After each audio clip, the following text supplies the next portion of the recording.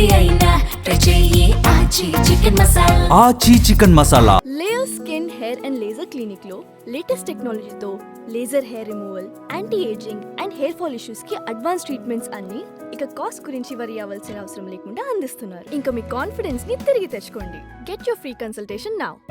జగన్ కొత్త విధానం టీడీపీ ఎంపీకి గాలం వేస్తున్నారా? వివరాల్లోకి వెళ్ళినట్లయితే జగన్మోహన్ రెడ్డి ఈయన వైఖరి అధికారంలోకి వచ్చిన తర్వాత చాలామంది అవాక్కయ్యారు. ఎందుకంటే అప్పటి వరకు కూడా జగన్మోహన్ రెడ్డి అనే వ్యక్తి ప్రజలతో మమేకమవుతూ ప్రజా సంకల్ప యాత్ర చేస్తూ ప్రతి గల్లీ తిరిగారు. తీరా కట్ చేస్తే అధికారంలోకి రాగానే 4 గోడల మధ్య మాత్రమే ఉండిపోయారు. ఒకవేళ పొరపాటున బయటకు వచ్చినా పరదాలు, బ్యారిగేట్లు ఇవి తప్ప ఎవరు కూడా కనపడటానికి కలవడానికి ఆస్కారం లేని పరిస్థితి. ఇక ప్రజల సంగతి అంటారా, సరే పక్కన పెడదాం. కనీసం ప్రజాప్రతినిధులు, ఎమ్మెల్యేలు కావచ్చు, ఎంపీలు కావచ్చు, మంత్రులు కావచ్చు, వాళ్ళందరి పరిస్థితి ఎలాగుంది అంటే జగన్మోహన్ రెడ్డి గారి అపాయింట్మెంట్ దొరకడమే కనా కష్టం. ఇక ఆయనకి సమస్యలు ఎక్కడ చెప్తారు? ఇప్పుడు ప్రతి నియోజకవర్గంలో ఏదో ఒక సమస్య ఉంటుంది. అటువంటప్పుడు నియోజకవర్గాలకు లేదా జిల్లాల వారీగానో సమయం కేటాయించి ఇదిగో ఈరోజు ఈ జిల్లా వాళ్ళతో మాట్లాడుతున్నానని చెప్పేసి అంటే సరే, వాళ్ళు కూడా మా నాయకుడికి ఎప్పుడైనా సరే ఏ విషయాన్ని చెప్పడానికి ఆస్కారం ఉంది అనే పరిస్థితి ఉంది. ఎందుకంటే మొన్న ఓటమి చెందిన తర్వాత చాలామంది అనేక రకాలైన వ్యాఖ్యలు చేశారు జగన్మోహన్ రెడ్డి వైఖరి పైన. సో ఏ రోజు కూడా అసలు కనీసం ఆయన కలవడానికి కూడా అవకాశం లేదని చెక్కబూడి రాజా కూడా డైరెక్ట్గా స్టేట్మెంట్ ఇచ్చారు. సో ఎప్పుడైనా కలుద్దామంటే మధ్యలో క్వార్టరీలు ఉంటాయి, ఆ క్వార్టరీల వల్ల ఆయన దగ్గరికి వెళ్ళలేకపోయేవాళ్ళం, ఏ సమస్య చెప్పగలిగే వాళ్ళం కాదు అని చెప్పేసి అన్నారు. అలాగే ఆయన అధికారంలో ఉన్న సమయంలో ఎవరైనా సరే ఆయన విష్ చేసినా రీవిష్ చేయడం కూడా, అంటే నమస్కారానికి ప్రతి నమస్కారం అనేది ఉంటుంది కదా, అటువంటివి కూడా ఎక్కడ ఉండేవి కాదు. ఆ రకమైన ధోరణితో జగన్మోహన్ రెడ్డి గారు ఉండేవారు అని చెప్పేసి ఆయనకి దగ్గరగా ఉన్నవాళ్ళు, ఆయన పార్టీలో ఉన్నవాళ్లే చెబుతూ ఉండేవారు.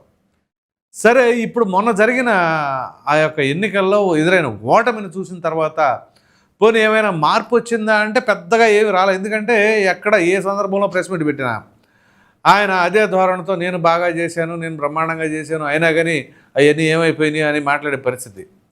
సో ఇవన్నీ ఒక ఎత్తు అయితే, తాజాగా ఏదైతే చెన్నైలో ఒక వివాహ వేడుక, తన సొంత వాళ్ళది వివాహ వేడుకకి వెళ్ళారు. అక్కడ ఒక విచిత్రమైన విశేషం చోటు చేసుకుంది. అదేమిటి అంటే అదే వైసీపీకి సంబంధించి గతంలో ఎంపీగా చేసినటువంటి మాగుంట శ్రీనివాసులు రెడ్డి ప్రస్తుతం ఆయన ఒంగోలు తెలుగుదేశం పార్టీ ఎంపీగా ఉన్నారు.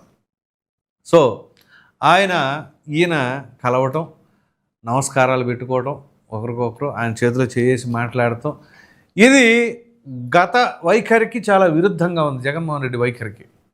సో ఒకప్పుడు ఎవరు వచ్చినా కానీ చూసేసి ఉన్నట్టు పట్టి పట్టినట్టు ఉండే ఆయన ఇప్పుడు ఏకంగా చేతిలో చేసి మాట్లాడటం, ఉభయ కుశలాలు తెలుసుకోవడం అని అంటే ఏదో కొంత డిఫరెన్స్ వచ్చిందా ఆయన మార్పులో అనేది ఒకటి. మార్పు వస్తే మంచిదే ఒకటి, ఎందుకంటే అధికారంలో ఉండగా మేము ఎక్కడ కనిపించలేదా, ఎప్పుడు ఎవరికి కనిపించలేదా అని చెప్పేసి ఇదే ఆ పార్టీకి సంబంధించిన నాయకులందరూ కూడా కొరుక్కుంటున్నారంట.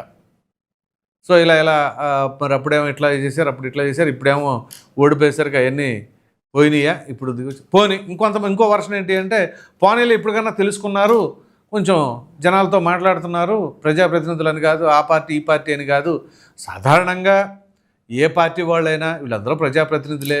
ఏదో ఒక సందర్భంలో ఎక్కడో ఒక అకేషన్లో కలుస్తూ ఉంటారు. కలిసినప్పుడు మంచి చెడులు మాట్లాడుకోవడం, లేకపోతే ఉభయ కుశలాలు తెలుసుకోవడం అనేది మంచి వాతావరణమే.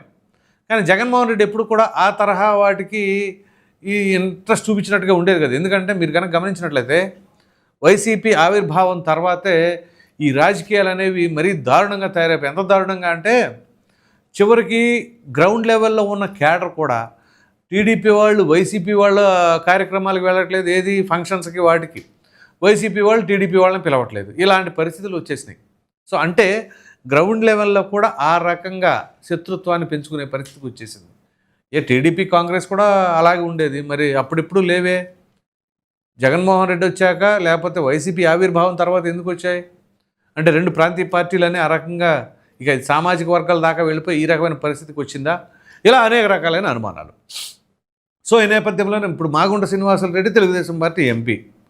సో మరి ఇప్పుడు ఆయనతో చేతిలో చేసి ఏం చేస్తున్నారు ఏంటి, ఒకవేళ ఆ నెక్స్ట్ జనరేషన్ ఆయన కొడుకున్నారు విక్రాంత్ రెడ్డి ఎవరు అనుకుంటా అతని పేరు, సబ్జెక్టు కరెక్షన్, ఆయనకి ఏమైనా గేలా వేస్తున్నారా ఏంటి, ఇలా అనేక రకాలు. ఎందుకంటే ఇది ఒక కొత్త విధానం. ఒక విధంగా చెప్పాలంటే జగన్మోహన్ రెడ్డి గారి పొలిటికల్ హిస్టరీలో ఇప్పటివరకు ఎప్పుడు కూడా ఆయన ఆ రకంగా వ్యవహరించాల, కానీ మంచిదే.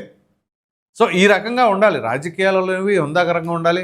పైగా ఎన్నికల సమయంలోనే ఏదైనా సరే ఒకరి మీద ఒకరు విమర్శల దాడులు జరుగుతాయి, కానీ ఎన్నికలు అయిపోయిన తర్వాత అంతా మామూలుగా ఎదురుపడినప్పుడు పలకరించుకుంటే పోయేదేముంటుంది.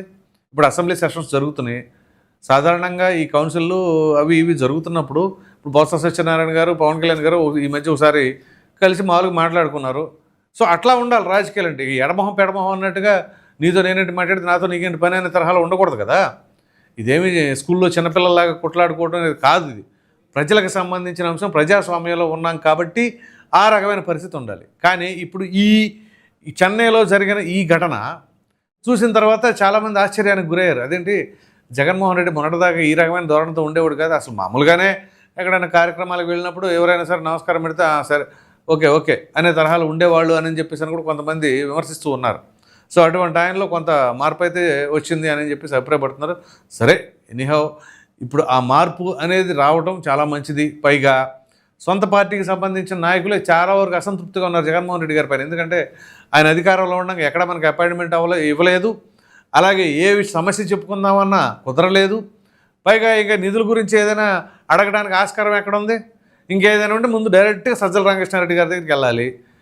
ఆయన అంటారా సరే నేను మాట్లాడతానులే అని అంటారు, కానీ వీళ్ళని తీసుకెళ్ళటం అట్లా ఏం ఉండదు. సో ఆ రకంగా లేయర్స్ ఉన్నాయన్నమాట. ఆ లేయర్స్ అన్నీ కూడా ఇప్పుడు పోయినాయా, అందుకనే ఈ రకమైన మార్పు వచ్చిందా, లేకపోతే మొన్న జరిగిన పరిణామాల నేపథ్యంలో ఇలా ఉంటే మనం కాదు అని చెప్పేసి తనకు తాను ఆలోచించుకుని ఈ రకమైన నిర్ణయం తీసుకున్నారా? ఇలా అనేక రకాలైన ఆలోచనలు ఉన్నాయి. సో ఇక్కడ ప్రధానంగా ఏంటి అంటే ప్రత్యర్థి పార్టీకి సంబంధించిన ఎంపీ అఫ్కోర్స్ గతంలో మన దగ్గర ఉన్నా ఇప్పుడు అదే తరహాలో ఒక బాలశౌరినో, కోడరెడ్డి శ్రీధర్ రెడ్డినో, లావు కృష్ణదేవరాయలనో వీళ్ళందరూ కూడా అలాగే ఉన్నారు. సరే వీళ్ళు ఎదురుపడితే మరి అప్పుడు ఎలా మాట్లాడతారో ఏంటో చూడాలి. సో మొత్తం మీద కనుక మనం మాట్లాడుకోవాల్సి వస్తే జగన్మోహన్ రెడ్డి గారి ఒక వైఖరిలో ఒక కొత్త విధానం, మరి అది తెలుగుదేశం పార్టీ వాళ్ళకి గేలం వేసే ప్రయత్నమా, ఏమనుకుంటున్నారో అని మీ అభిప్రాయాన్ని కామెంట్ రూపంలో ఖచ్చితంగా తెలియజేయండి. Thank you.